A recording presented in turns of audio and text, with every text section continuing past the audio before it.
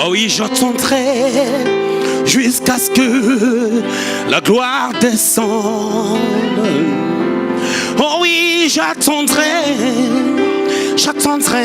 come on, j'attendrai.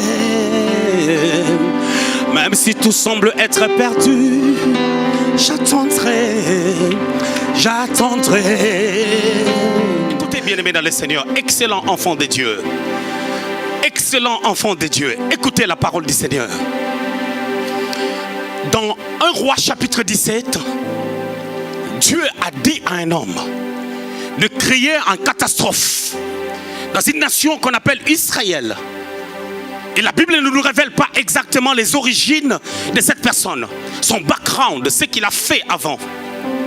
Mais la Bible dit, Élie le Tishbite, un habitant de Galade, a dit qu'il ne va pas pleuvoir pendant 3 ans et 6 mois.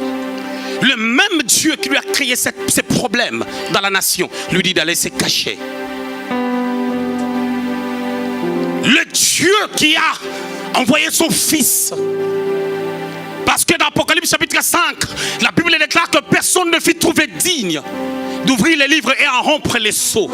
Je prends cette pensée qui est apocalyptique, j'amène ça dans la dimension apostolique pour expliquer que pendant que Dieu est en train de penser que personne n'était digne, il regardait Moïse qui n'était pas digne, il regardait Abraham, il n'était pas digne pour le salut, Isaac n'était pas digne, d'ailleurs Jacob était un voleur, il n'était pas digne. Il a dit, je me dédouble, je viens moi-même. Je prends mon esprit, je l'envoie dans le ventre d'une femme. Et je vais me revêtir d'un corps. Quelques temps après, peut-être 9 mois après, je sortirai comme un bébé, mais ça sera Dieu. Israël n'a pas compris. Même Marie n'a pas adoré quand l'enfant était sorti. Elle a cru à la parole de l'ange, mais elle n'a pas adoré. Les mages sont venus pour reconnaître le Fils de Dieu. Ils ont amené ce qu'il fallait pour le sacrifice.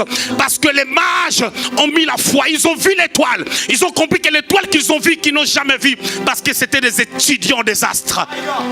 Ils avaient la connaissance des étoiles, mais ils ont vu que cette étoile-là n'est pas comparable. C'est par là que les mages ont été affectés dans l'œuvre du salut, parce qu'ils ont commencé à s'approcher, ils ont cherché tout ce qu'il fallait pour adorer.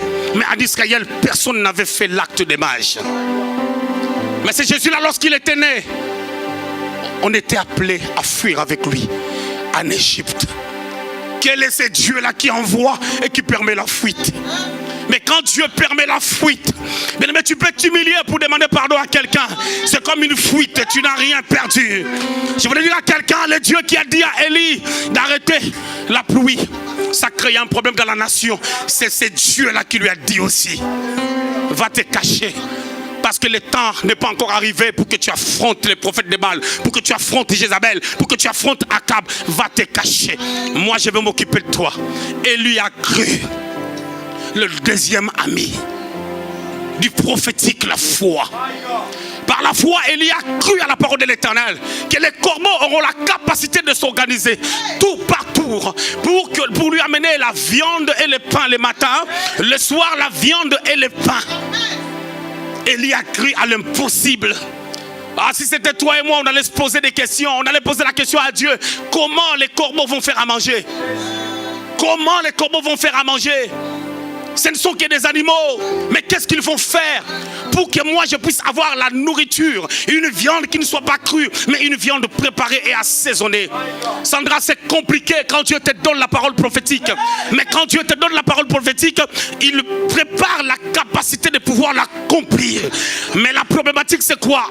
Entre le temps où Dieu donne la parole et le temps d'accomplissement, Dieu prépare son serviteur et sa servante. Dieu nous prépare.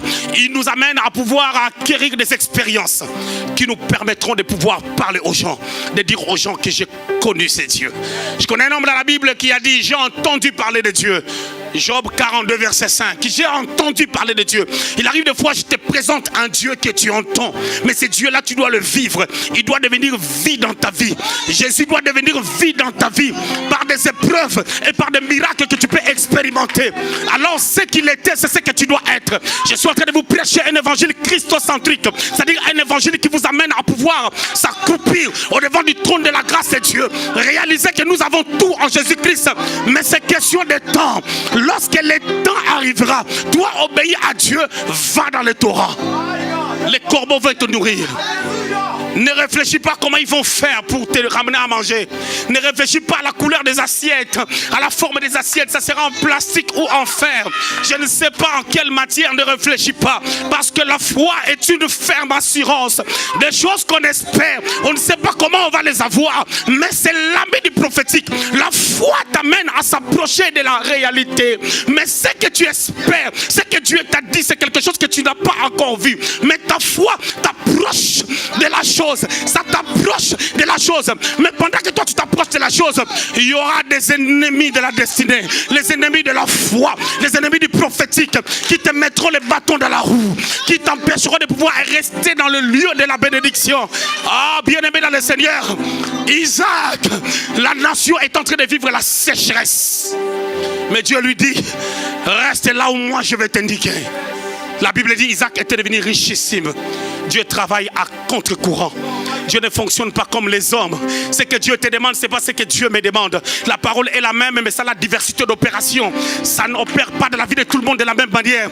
D'autres personnes ont besoin que l'intelligence de leurs enfants change. D'autres personnes ont besoin de crédit. D'autres personnes ont besoin de la paix dans le couple. D'autres personnes ont besoin du mariage. D'autres personnes ont besoin de la vie de prière. Nous avons des besoins différents. Mais c'est le seul Dieu qui donne la réponse à nos besoins.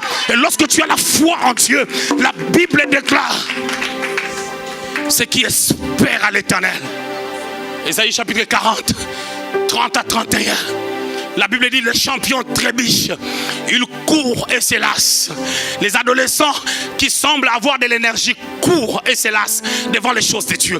Mais ceux qui se confient à l'Éternel, alors se confier dans l'original parle de rouler. C'est-à-dire c'est comme un tapis, comme une moquette qu'on roule. À un moment donné, ça va s'arrêter. Soit c'est la portion du tapis qui finira, soit c'est un mur qui va l'arrêter.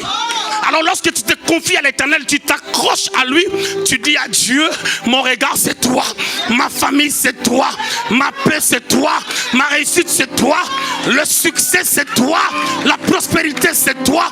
Quand tu t'accroches à ces dieux, tu dis rien ne peut me séparer. Romains chapitre 8, verset 35 à 38.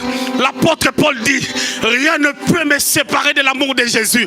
Rien, que ça soit un voisin désagréable, que ça soit un frère désagréable dans mon église, que ça soit une sœur désagréable dans mon église, que ça soit le soleil, que ça soit un ange, aucune chose, aucune personne ne peut me séparer de l'amour de Jésus-Christ. Je m'attacherai à ce Jésus, je demeurerai dans l'église, dans la maison où Dieu m'a placé, je vais l'adorer parce que je sais, ni les problèmes de mes enfants, ni les problèmes de tes enfants ne peuvent te séparer de l'amour de Dieu, parce que ce Dieu-là est puissant, ce Dieu-là est amour. C'est malheureux aujourd'hui. Pour qu'une maman accepte un mari pour sa fille, il faut que le mari ait le papier français, le papier luxembourgeois, un séjour, un travail, un job. Est-ce que tu es chrétien? Est-ce que tu as demandé à Dieu? Pour qu'une maman accepte le mari de sa fille, il faut que le mari fasse 1m88. Il faut que le mari, je ne sais pas, soit comment. Bien aimé dans le Seigneur, je vous dis que quand tu as quelque chose, quand tu as un problème, qu'est-ce que Dieu t'a dit? Mais ce que Dieu dit au commencement, c'est la parole. Au commencement, c'est la parole. Dieu n'a pas dit au commencement, c'est la nationalité française. Dieu n'a pas dit au commencement c'est le travail en banque. Dieu n'a pas dit au commencement c'est la beauté. Dieu n'a pas dit au commencement c'est ce que toi tu veux. Mais au commencement c'est la parole. La parole est avec Dieu et cette parole est Dieu. Lorsqu'on croit à cette parole, elle peut se matérialiser pour nous amener à avoir de bénédictions, pour nous amener à avoir tout cela dont nous avons besoin. Ma vie ne ressemble pas à ma vie de 17 ans en arrière, 10 ans en arrière. C'est une autre personne et une autre vie. Tu sais, pour prendre business class, il faut avoir l'argent pour avoir ça. Mais si tu oses monter dans l'avion, aller s'asseoir dans la business class parce que tu as acheté les billets dans le même avion, on va te soulever. C'est-à-dire qu'il y a certaines bénédictions que tu ne peux obtenir que lorsque tu as le billet de business class. Or, notre billet de business class, c'est le Christ dans son entièreté. Parce que dans Exode au chapitre 12, une famille devait manger l'agneau, mais on devait manger l'agneau dans son entièreté. À telle enseigne que lorsqu'il fallait le manger, si la famille était peu nombreuse, il faut associer les voisins pour que l'agneau finisse.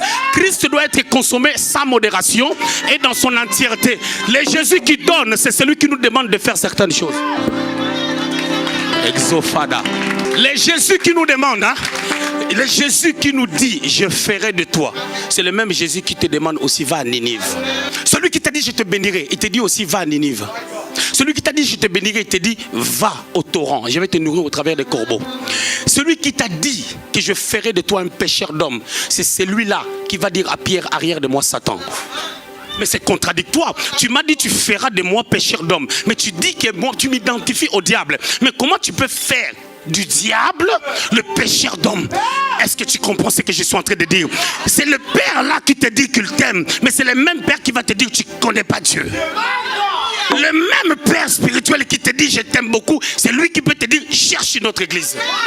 Ça c'est le langage christique. Maya brosob. Rien ne peut me séparer de l'amour de Jésus.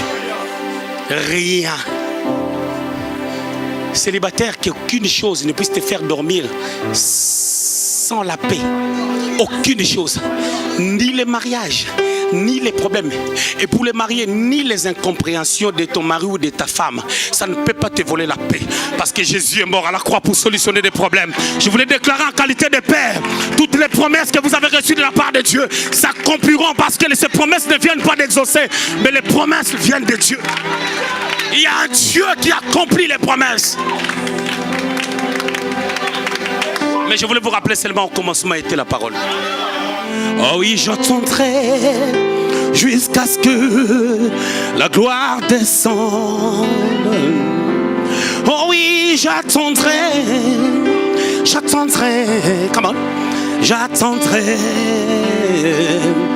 même si tout semble être perdu. J'attendrai,